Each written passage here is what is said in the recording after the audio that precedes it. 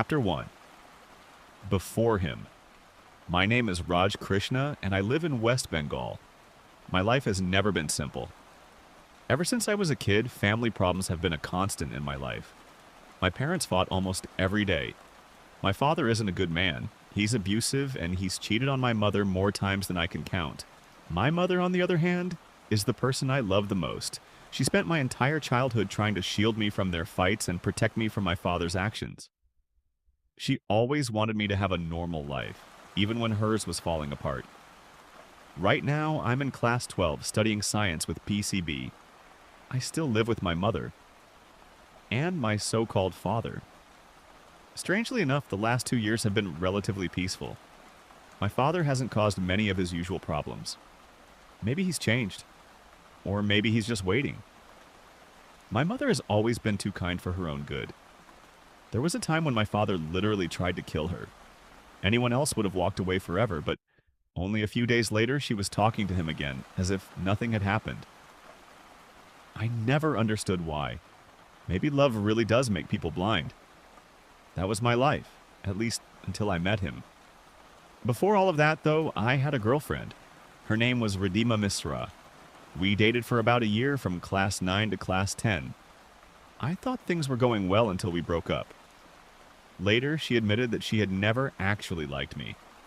She only agreed to date me because she thought I'd be hurt if she rejected me. Yeah, that one stung.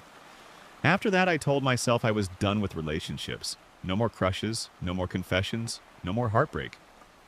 Life, however, had other plans. When I entered class 11, I met a boy named Ahir. The first thing I noticed about him was that he was cute. At the time, I didn't think much of it. But as we spent more time together, I slowly realized I liked him. By then, I already knew I was bisexual. I don't remember exactly when I figured it out, but it wasn't because of Ahir. I had known for quite some time. Before him, I'd never seriously thought about dating another boy, even though I knew I could develop feelings for one. Only a handful of people knew about my sexuality. My friends, Shubham Pahari and Sheikh Abrar, and my cousin Titli, my father's elder sister's daughter. A few other people knew as well, but they were never important enough to matter. Anyway, back to Ahir. During the preparations for our Class 11 annual function, I finally gathered enough courage to confess my feelings. I still remember how nervous I was. He listened patiently before giving me a small smile. I'm straight. That was it.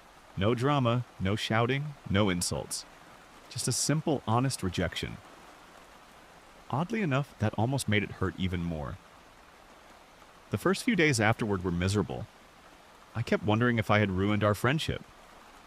Eventually, though, I accepted reality. He wasn't interested, and that was okay. People can't choose who they fall in love with, so I moved on.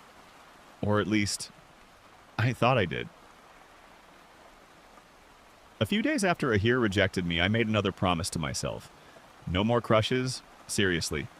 I was done chasing people who would never feel the same way. From then on, I decided to focus only on my studies.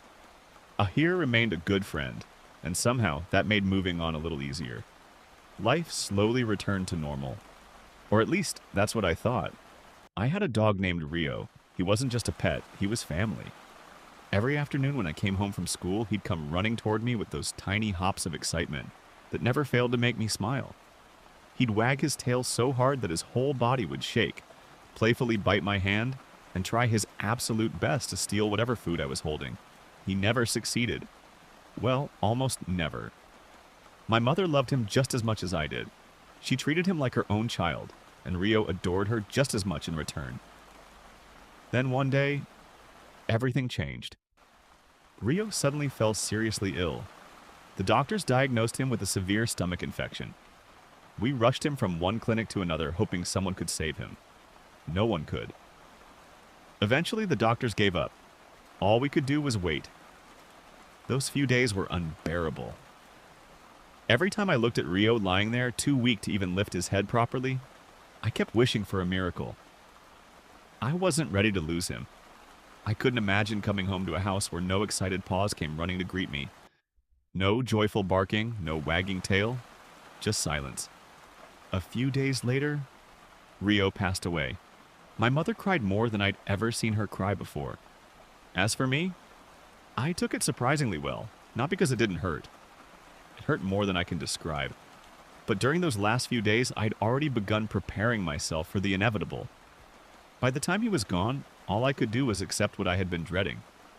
Life couldn't possibly get any worse. Or so I thought. Throughout all of this, the people who kept me going were my friends. Every night after 9 p.m., Shubham, Abrar, and I would hop onto a group call. It had become our daily routine, a few hours where we could forget everything else and just talk. They knew everything that was happening. Shubham understood me better than anyone because his family situation wasn't all that different from mine. Abrar, on the other hand, didn't always know what to say, but he was always there. Sometimes that's all a person really needs. After my mother, the greatest gift life ever gave me was my friends. I honestly don't know how I would have gotten through that period without them. It took me nearly 2 months to feel like myself again. Surprisingly, even my father seemed affected by Rio's death. He used to play with him too. For once, he genuinely seemed to care. To cheer us up, he took my mother and me on a trip to Dika. Yeah, that was definitely a plot twist. I never expected that from him. The trip didn't magically erase our sadness, but it helped. For the first time in weeks, my mother smiled again, and little by little, life started moving forward. Every morning I traveled to school by bus. It was only a 15-minute ride, but those 15 minutes were always fun. A group of us would gather in the back seats and spend the entire journey talking about the most random things imaginable. There was Samparka, a tall, chubby guy. Oishi, the quiet and shy one. Mohona, probably the most chaotic person I've ever met. Angdip, the clown of the group. And finally, Rayangsh. I'll save him for later. We were all pretty close. Not close enough to share our deepest secrets or family problems, but close enough to laugh together every single day. In the evenings, I'd usually play football with Samparka, Angdip, Vryanksh, and a few other guys from our neighborhood. One ordinary morning, I got onto the school bus as usual. "Rajda, are you coming to play this evening?" Samparka asked the moment I sat down beside him. "Yeah," I replied with a smile. Oh, and I almost forgot. Everyone in that bus group was my junior except Oishi. Anyway, after answering Samparka, I turned toward Angdip to continue our discussion about yesterday's football match. But as I looked past him, my eyes landed on Rayangsh. And for some reason, I couldn't look away.